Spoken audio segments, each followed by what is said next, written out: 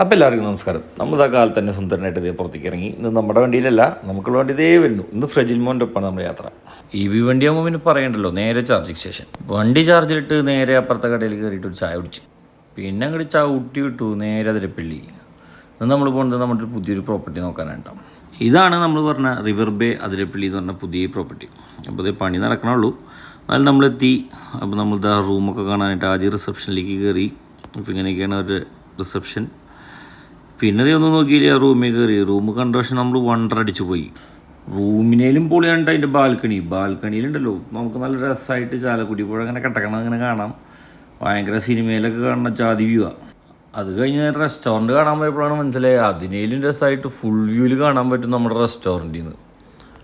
അത് കഴിഞ്ഞ് താഴേക്ക് ഇറങ്ങി നോക്കിയപ്പോണ്ട് ഇതാ കിടക്കുന്നത് പുഴയുടെ സൈഡിൽ തന്നെ നമുക്കൊരു കില്ലാടി പൂളിന് 4 ഫീറ്റാണ് ഹൈറ്റ് വരുന്നത്. പിന്നെ നോക്കിയപ്പോൾ അതിൻ്റെ സൈഡിൽ തന്നെ നമുക്കൊരു ബ്ലാങ്കറ്റ് ഹാളും വരുന്നുണ്ട്.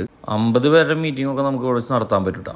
റൂം നോക്കലും നടക്കലൊക്കെ കഴിഞ്ഞ് വന്നപ്പോഴേക്കും വിശന്ന് വയ്യാണ്ടായി. നേരെ വിട്ടു നമ്മുടെ വാസേൻ്റെ കടയ്ക്ക്. നോക്കിയപ്പോൾ നല്ല ബ്ലോക്കാണ്.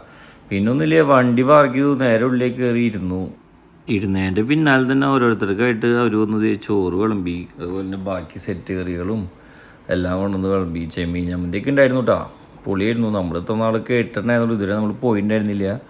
പിന്നെ നമുക്ക് ഇഷ്ടമുള്ളത് പോർക്ക്, ബീഫ്, കൂന്തൾ, മീൻ തട്ട് വന്നപ്പോൾ നെയ്മീനും അയിലയും മാത്രം നമുക്ക് കിട്ടിയുള്ളൂ. നമ്മുടെ ചാള നമുക്ക് കിട്ടിയില്ല.